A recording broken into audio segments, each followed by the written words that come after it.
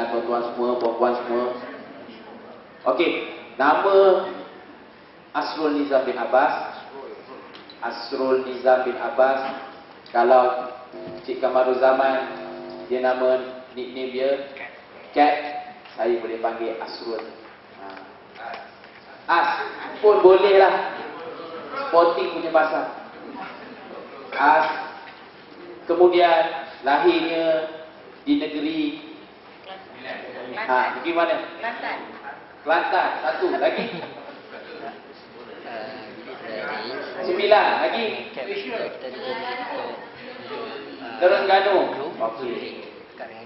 Negeri tempat lahir Popok Lekor. Popok Lekor. Yang kita. Dok chat dong. Dok tahu style kan? Itu. Senyum sombong. Tu orang Terengganu.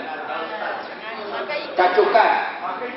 Darah kacuk sikit dengan orang negeri ikan patin.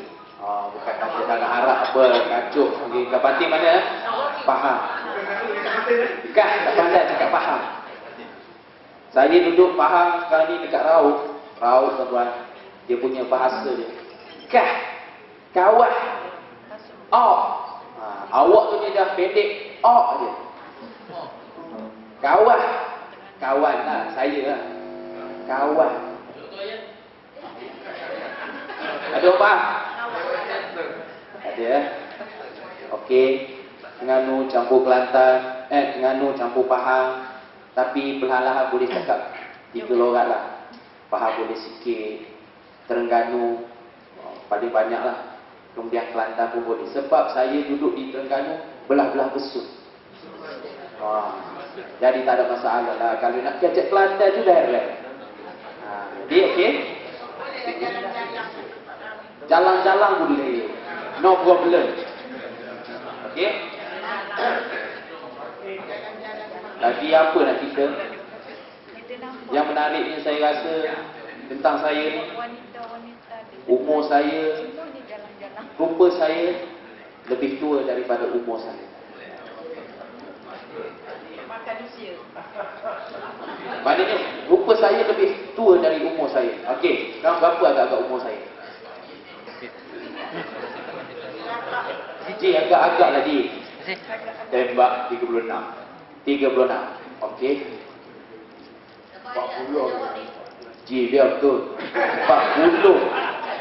Agak-agak 35. 35. Start 32. 32. Jadi betul lah tu. Maknanya saya bukan syok sendiri lah tu. Umur saya baru 29 tahun. Dia dapat Z awal. Z dapat dah. Alhamdulillah. Kod status perkahwinan 1101. Faham tak? Saya satu dapat anak. isteri tak ada. Anak satu. Isteri tak ada. Sebab isteri dah 3. Saya baru satu. This one. Okay. Betul kan? Betul kan? Jadi sebelum kita minum ni, saya nak tuan-tuan, kita cari pasangan masing-masing boleh? Pasangan dengan sebelah kita, lelaki sama lelaki hari ni. Tak boleh lelaki sama perempuan. Walaupun tuan-tuan sampai kamu dia sakinah pun, hari ni lelaki sama lelaki. Silakan. Saya nak kita duduk depan pasangan kita, lutut bertemu lutut. Okey, silakan. Sekarang. Kita tak nak halangan meja. Mesti lutut bertemu lutut. Satu meja 3 orang. Kalau kita kena berpecah tak apa. Sekejap saja.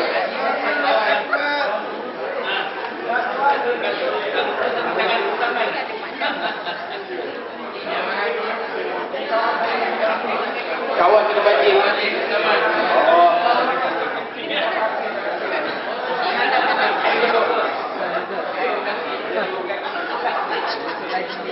Sudah ke belum? Okey. Kita nak pasang muzik sikit boleh? Okey. Kita bagi muzik sikit. Saya nak bantu supaya kesejukan kita hilang. Pastikan semua ada pasangan. Pastikan. Jangan ada bertiga. Kecuali yang last tak ada orang.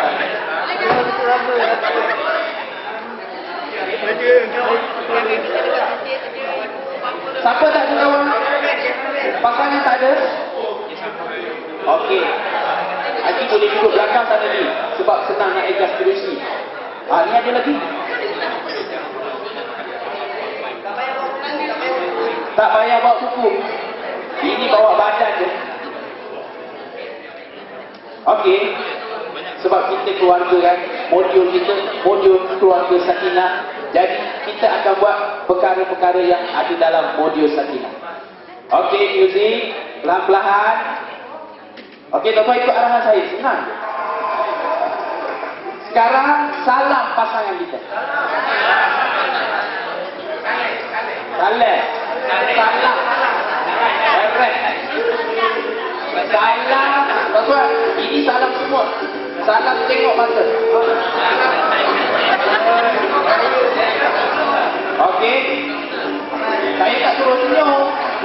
Saya tak suruh senyum. Salam je. Tengok mata dia. Okey. Sekarang senyum pada pasangan.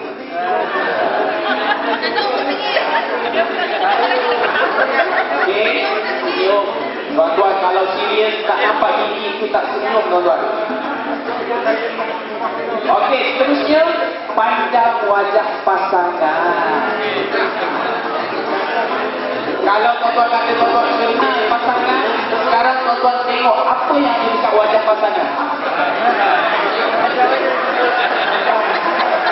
Bilang pahit dadak dekat pasangan kita. Tak ada. Tengok misai dia. Tengok macam ke tak hidung-hidung dia. Okey, dah tengok?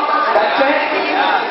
Sekarang cuba tengok ke dalam mata pasangan kita. Renung, tuan-tuan. Dapatkan warna anak mata dia.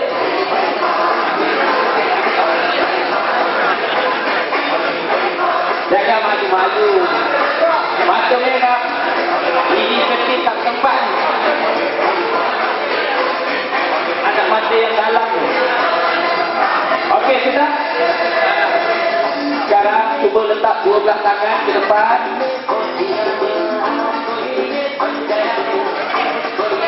Letak pada pipi pasangan. Tuan-tuan ikhlas, tuan-tuan keluarga Sakinah. Ini pasangan kita ni. Sekarang tuan-tuan belai pipi pasangan kita. Belai. Kaki baiknya.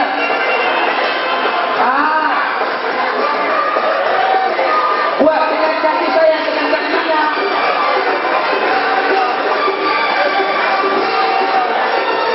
Okey. Sekarang ni tuan-tuan boleh berdiri. Dengan pasangan kita.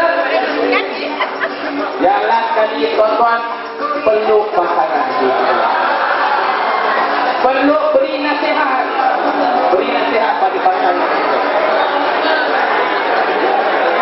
Itulah tu. Hilang sejuk tu. Sebab tu tak nak bagi dua jantina berbeza. Bahaya. Okey, boleh duduk tuan-tuan. Boleh duduk. Kemudian boleh beri tepukan. Okey, terima kasih.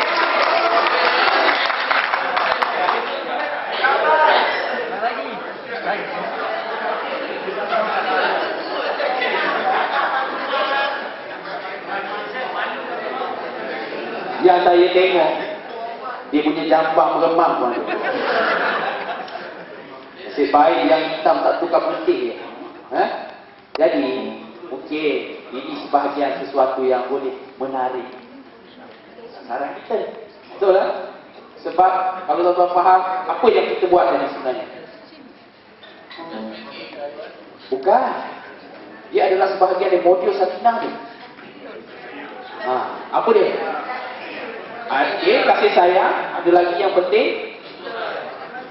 Kemesraan. Ada lagi yang penting? Sentuhan. Ada lagi yang penting? Kasih sayang sudah? Ikhlas. Dari mata ke hati. Ada lagi? Oh, boleh. Kita terima. Okey. Yang paling penting tuan-tuan dalam keluarga sakinah ialah komunikasi. Betul kan? Okey, komunikasi macam mana? Tuhan, tengok wajah bila bercakap, betul kan? Simpati, kemudian nak beri nasihat masa dah reda kemarahan apa semua. Jadi itu adalah sebahagian bentuk komunikasi. Okey? Jadi kalau dah siap minumnya, kita boleh minum. Tapi kalau belum, kita sambung sikit lagi. Boleh kan? Semua panas? Semua panas? Okey, jadi tuan-tuan bersama boleh sambung cerita kita seterusnya.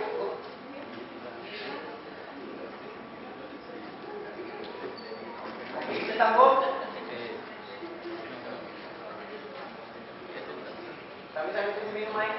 Ni yang best kalau kita handle program ni kita. Maksudnya satu orang konsultan je. Sebab saya tak kata kejar-kejar nak tunggu dia bisa ni dengan dia. Dan saya selalu cadangkan kepada organizer supaya jangan compartmentalize training. Maksud compartmentalize training ni adalah kotak-kotakkan modul latihan.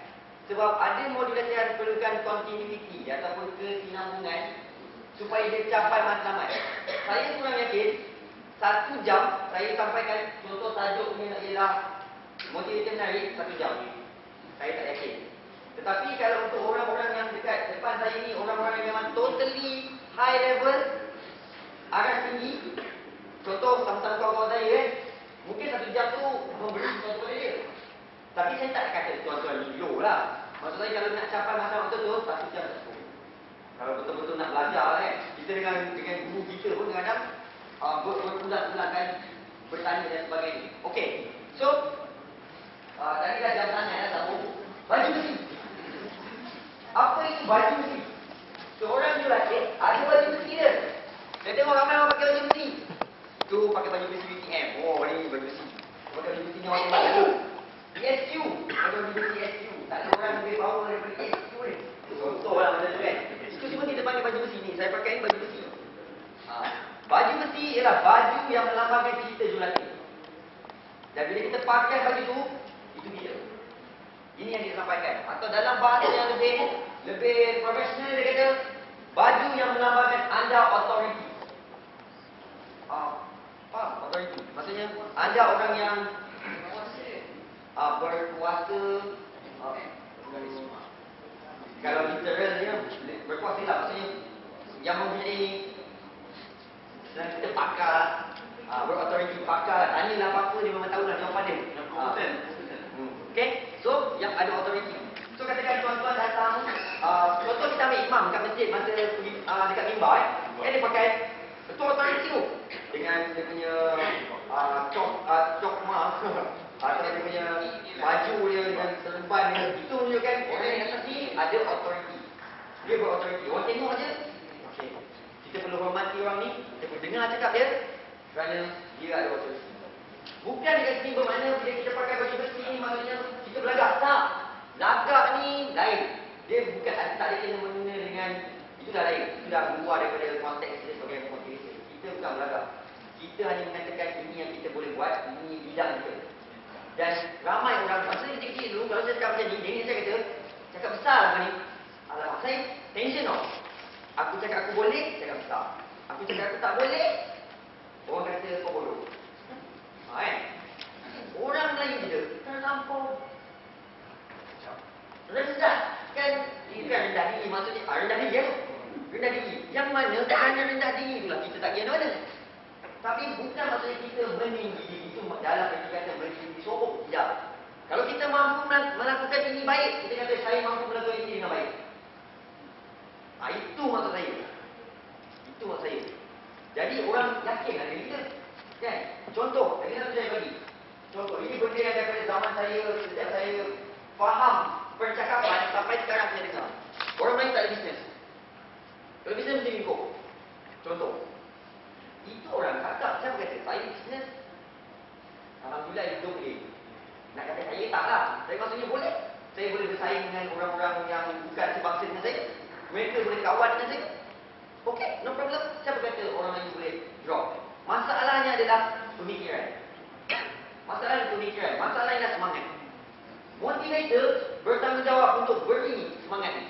Bagi inspirasi kepada ni. Tuan-tuan akan bercakap dengan anak-anak itu. Tahu tak tuan-tuan? Berdasarkan satu kajian, tahun 2000, kajian ini dibuat sebelum tahun 2010. Dan tahun 2005 macam tu. Dia kata, tahun 2010, 50% anak-anak kita yang keluar dari universiti akan mengalami masalah mencari pekerjaan. 50% anak-anak kita yang graduate tahun 2010 tahun lepas, 50% di antaranya akan mengalami masalah mencari pekerjaan. Setuju? Setuju tak setuju? Nampak? Okey. 2015, 50% anak-anak kita yang keluar universiti awam, KRN tak pergi. Jom. Ada teori tak? Kita pinjam duit banyak, semua kan? Lepas tu, tak ada kerja. Nak bayar mana? Contohnya. Tapi ini realiti. Okey. Saya ambil lagi satu. Kita ambil bangsa lain tak? Sebab saya kawan dengan ramai Chinese juga, orang Cina kan? Dan saya tidak pernah menganggap mereka musuh. Sebab aku selalu belajar bahasa Inggeris Cina. Tidak ni kita anggap mereka saingan. Kita tak boleh join dia. Bukan saya kata semua. Ramai yang lain dah berubah dari itu sekarang bagus. Tapi yang mana yang kat kampung kampung ni masih berlaku itu kita kena ubah. Itu kita kena ubah. Sebab Rasulullah pun kata belajar dari Cina. Kenapa? Sebab Cina ada satu budaya yang kita Melayu tak ada. Dalam darah dia ada bisnes. DNA dia ada bisnes. DNA dia masuk CSI kalau kena bunuh, on check, darah dia ada DNA bisnes. Okey? Kenapa? Dah terbukti dari zaman dulu. Satu. Dan Rasulullah pun pernah menyatakan bahawa 910 datang dari perniagaan. Kita tahu, kita sebut, tapi kita tak aman. Mereka yang dekat Malaysia ni, ramai bukan Islam, tetapi mereka aman. Okey? Kerana itu, mereka pegang ekonomi negara. Tak salah dan tak dosa. Sebab Tuhan beri kepada mereka yang berusaha. Tuhan tak kira Islam ni tak salah. Semayang tu. Kan? Dia beri kepada siapa yang berusaha. Kalau tu semayang, ungit pun tetapi tidak berusaha, tak dapat. Tak dapat. Jadi Tuhan adil. Itu nama Tuhan yang maha adil. Dia tak kira Melayu, dia tak kira. Siapa yang berusaha, siapa yang menggunakan ilmu dengan baik, dia akan dapat. Siapa yang tidak, tak akan dapat. Matematik dia mudah. Tuhan tak ada letak magic.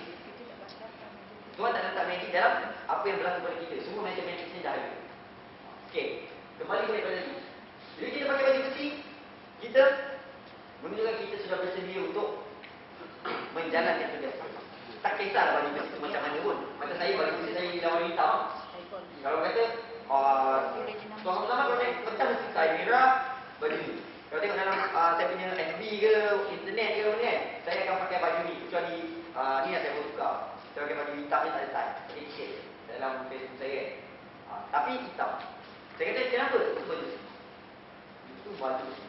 Tuan, ya? nak kongsi sikit boleh tak? Boleh silakan. Pasal Cina tadi. Okey. Dalam dunia ni selepas Yahudi, seperti saya dapat maklumat, memang saya diberitahu, saya pernah dibawa ke Tajaya. Dalam dunia selepas Yahudi, yang paling kaya memang Cina. Dia ada OCS, Overseas Chinese Associate. Sebab tu, dalam Malaysia pun ramai ditawar kat Malaysia di Cina, tak ada duit, OCS. Dia nak lingkup, nak lingkup ke nak lingkup, duitnya. Yang keduanya dari segi mentaliti dan kita punya persepsi. Orang Melayu dengan orang Cina berbeza. Pertama, takut rugi.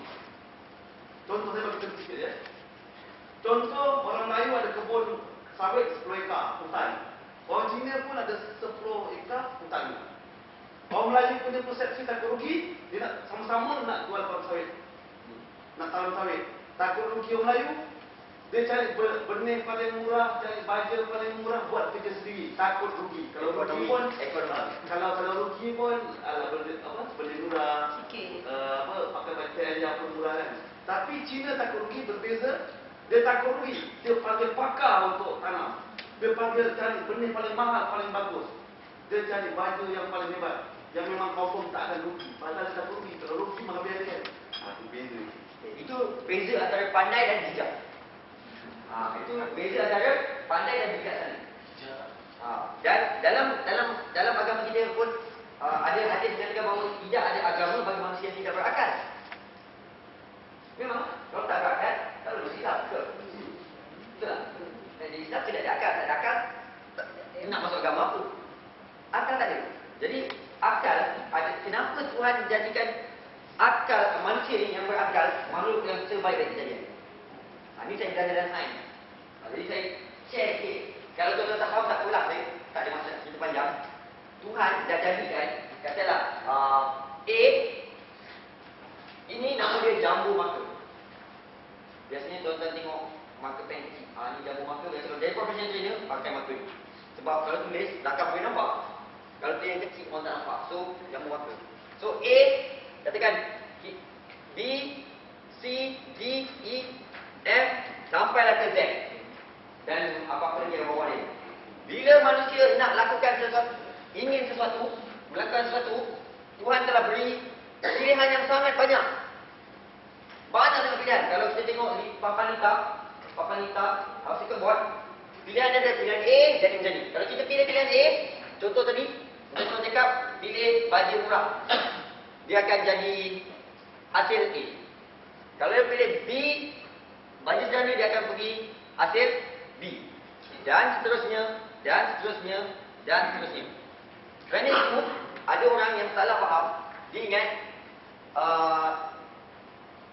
Tuhan, contohnya, ni takdir dia kata kan.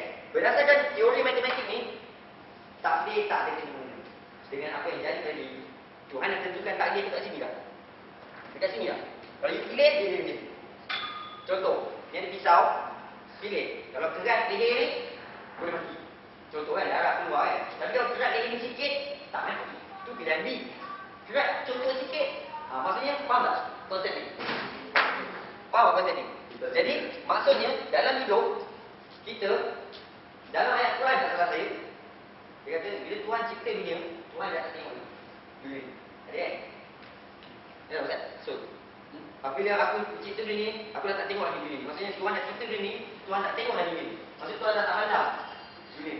Maksudnya, Tuhan dah cipta, Tuhan tinggal. Tuhan tinggal dan Tuhan dah letak satu sistem macam mana dunia gerak dah. Jadi, terpulang pada Khalifah yang Tuhan turunkan ke bumi untuk mentadbir bumi ni berdasarkan akal yang Tuhan dah bagi. So, kalau dia buat pilihan buruk, maka buruklah jadi dia. Kalau dia buat pilihan baik, maka baiklah jadi dia. Itu maksudnya lebih kurang. So, kalau dalam hidup, kalau kita nak maju, dalam hadis berkata, dalam ayat Quran pun kata, asalnya dalam surah Ar-Ra'd, dia kata kan, bangsa sesuatu dia akan mengubah nasib satu bangsa, kecuali bangsa itu mengubah nasib dia sendiri. Okey, jadi nasib tu maksudnya dekat sini. Apa kita pilih nak buat? Kita boleh jadi bangsa Melayu yang gemilang ataupun jadi bangsa Malaysia yang gemilang, terpulang pada pilihan apa yang kita buat. Kalau kita hari ini semua orang bagi pandangan, kita kumpul pandangan tu, kita bubar satu sistem yang boleh memajukan, tak kira agama, bangsa, negara, dia boleh jadi macam tu. Kalau betul cara ini. Kalau hari ini kita bubar satu benda, tetapi pendapat tak elok, dia akan jadi hancur juga. Kalau lihat kita belajar akidah, Allah buat alam ini tak biar, dia sifat kemudian. Kemudian itu makna Allah mentakdir alam ini bila dijadikan dicipta alam ini dan takdir Allah tinggal. Betul. Tuhan dah, maksud sebab tu dalam Al-Quran dia kata dia bukan itu. Maksudnya dia telah sediakan satu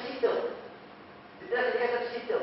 Jadi saya tak boleh, maksud saya bagi ni satu pandangan, tuan-tuan boleh bincang lagi kan. Saya ingat tarik balik tadi. Saya tak tarik balik.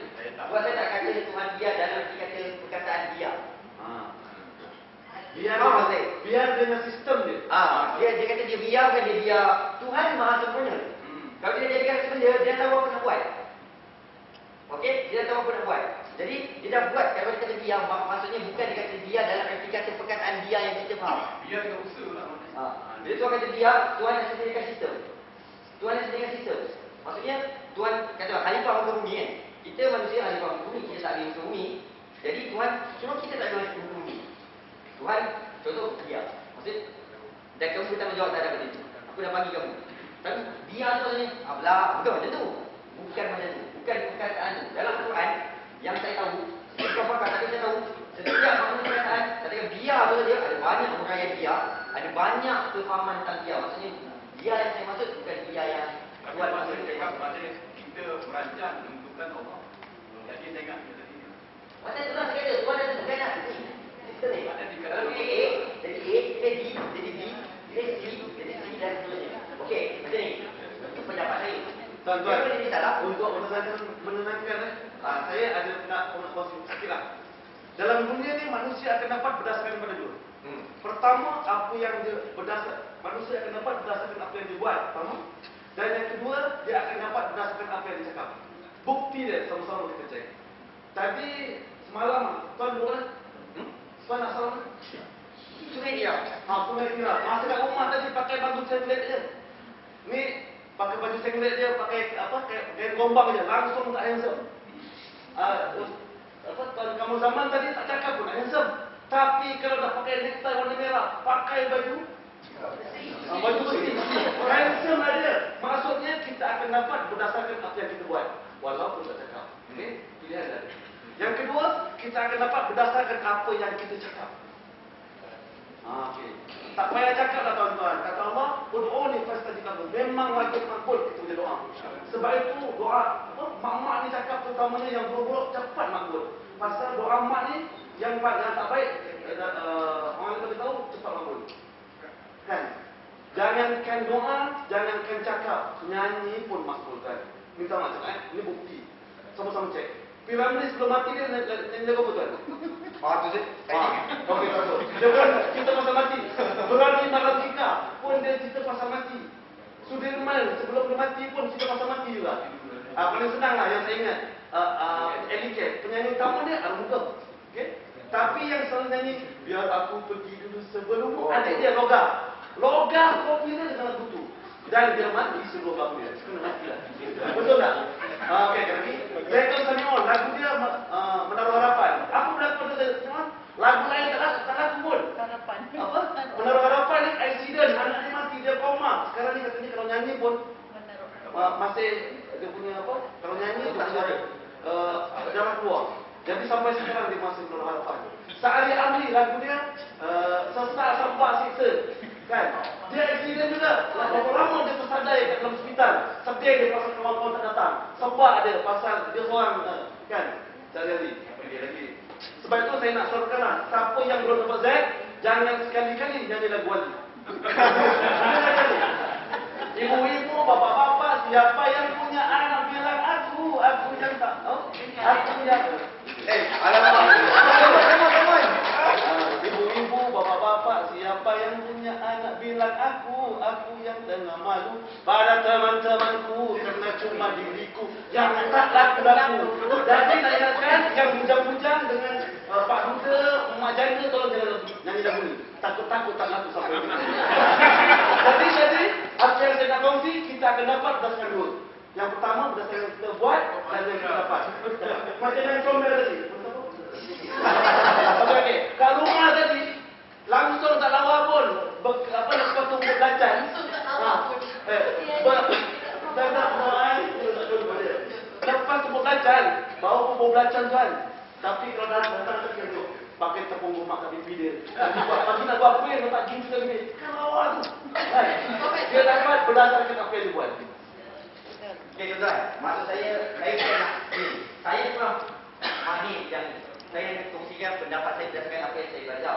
Mungkin apa saya cakap tidak cukup teliti untuk tuan-tuan punya pemikiran terima. Tetapi mungkin nanti tuan-tuan bincang-bincang, tuan-tuan akan jumpa formula itu. Tuan-tuan, saya kan tadi saya bincang dengan Puan cakap pasal Dr. Muhammad Al-Mahdi. Ibu, kan? Dr. Muhammad Al-Mahdi dia dulu pengarah SPTN, dia 40 tahun etis. 40 tahun dia kata dia jadi etis dengan tentera Amerika, Navy. Dia saintis. Dia kata 40 tahun dia cari bukti Tuhan tak ada. Tugas dia kata dia pernah berjanji pada Universiti UCLA, budak-budak student dia kata kalau ada bukti Tuhan aku cari. Tapi apabila duduk di sini hari ini dia kata mengatakan Tuhan itu tidak ada. Tapi kalau Tuhan itu ada 4 perkara yang mengatakan Tuhan tak ada. Dia cakap dengan saya masa tu dekat pen pack. Masuk. Kalau apa yang saya cakap Tuhan satu benda. Kalau kau faham fizik, sains, aku mesti dekat kau akan faham. Tapi kalau kau dapat fizik 9, matematik 9, okey, aku cerita ni kau akan kata aku salah. Jadi, nak belajar ilmu pun kena berilmu. Nak terima pendapat pun kena berilmu. Jadi mungkin saya kata, yang saya cerita ni dari segi sains. Mungkin tuan-tuan tak faham tu, kata tuan nanti kalau belajar mungkin dapat tak. Saya pun dapat benda saya fikir lah. Kan takdir Tuhan yang tentukan. Dia bagi benda tu, sebab orang ni dia kaji, oh saya nampak. Saya nampak dekat mana. Saya boleh faham. Saya nak terang benda ni, apa ni, saya tak boleh terang habis. Saya hanya bagi pendapat. Tapi konsepnya, itulah dia. Kalau kita pilih A pilihan kita, kita akan dapat A.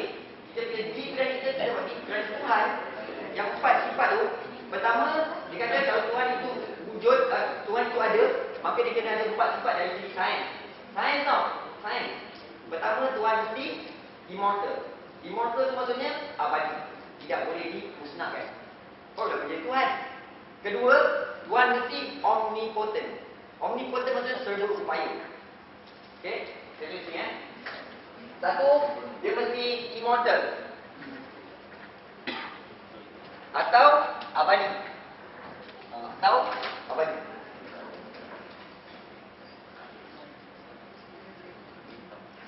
Kedua, dia mesti omnipotent.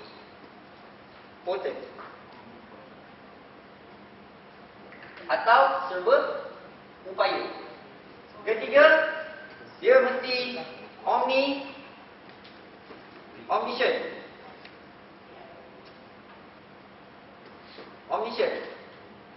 Omniscient, serba boleh. Serba boleh. Serba sempurna. Dan yang keempat, dia mesti omnipresent. Serba ada. Ada maksudnya boleh berada di mana-mana dalam masa. Pada minum masa. Boleh berada di mana-mana dalam masa. Dia kata, sebab dia ni profesor saya bukan. Jadi saya belajar dari dia. Bila dia terang, saya faham. Sebab saya faham fizik. Dia kata, kenapa saintis dunia kalau dia belajar, dia tak percaya Tuhan? Sebab mana ada benda yang immortal dalam dunia ni. Dalam dunia ni, tak ada benda yang kekal. Tak ada benda yang tak boleh dimusnahkan dalam dunia dia kata. Tetapi kalau ada, dia check. Dia kata, dia check. Kalau tuan-tuan nak faham ni lebih lanjut, jemput Dr. Muhammad Ahmad datang. Dia ada tenang ya. Dia kata, biasa saya belajar dengan ini. Immortal dia kata, dalam sains ada satu benda yang ada. Cahaya. Dan cahaya itu bukan cahaya. Cahaya ini boleh padam. Cahaya kosmos. Cahaya alam. Dan dia kata dalam surah Ar-Rahman dia mengatakan, dan sesungguhnya aku adalah cahaya yang menaungi alam ini. Tuhan dah sebut dalam Quran. Jadi ayat itu diambil sebagai pembuktian bahawa cahaya tidak boleh dimusnahkan. Jadi kalau kata, salah, cahaya itu makhluk. Dah, kalau kita belajar sastra macam tu lah. Tapi sains mengatakan bahawa kalau ada lah Tuhan itu mesti dibentuk dari cahaya. Bersifat macam cahaya, tidak boleh dimusnahkan dari segi sains. Okey? Ya, ni semua. Jadi kata benda tu. Dan dari kajian tu dia kata dia kaji. Makin dikaji, makin nampak kewujudan Tuhan yang ada. Dan last kali dia jumpa, Tuhan yang ada. Itu saya tak ada cerita panjangkan ni lah. Sebab panggil dia semua dia datang sini kita dia akan cerita. Tuan-tuan akan kata, wow, sains boleh terang kewujudan Tuhan. Cuma ilmu manusia tak sampai. Mana? Kita nak kata kita tahu semua. Tak. Kita kena belajar. Sekarang ni kita belajar. Tapi bila kita tahu itu yang orang-orang dia kata, semakin orang tu berilmu, semakin dekat dengan Tuhan. Kenapa? Bila dia faham benda ni, oh yes, aku tahu Tuhan macam ni sebenarnya. Oh ini, baru aku tahu. Sebab tu orang yang berjaya, berilmu dan beriman, ada orang yang boleh merentas laut, conquer negeri China, conquer Andalus, tapi bukan kita. Kenapa? Ilmu kita tak sampai mana. Kita masih takut. Kita takut rugi. Kata Mr. Sun. Mr. Sun say, we are afraid that we will rugi. Dia takut kita rugi. Kalau kita takut tu, ilmu kita takut. Zaman sahabat, perang, tak takut. Dia cerita perang. Di depan, duduk barisan belakang tu. Semayang pun duduk besar belakang tu. Masuk dewan duduk belakang.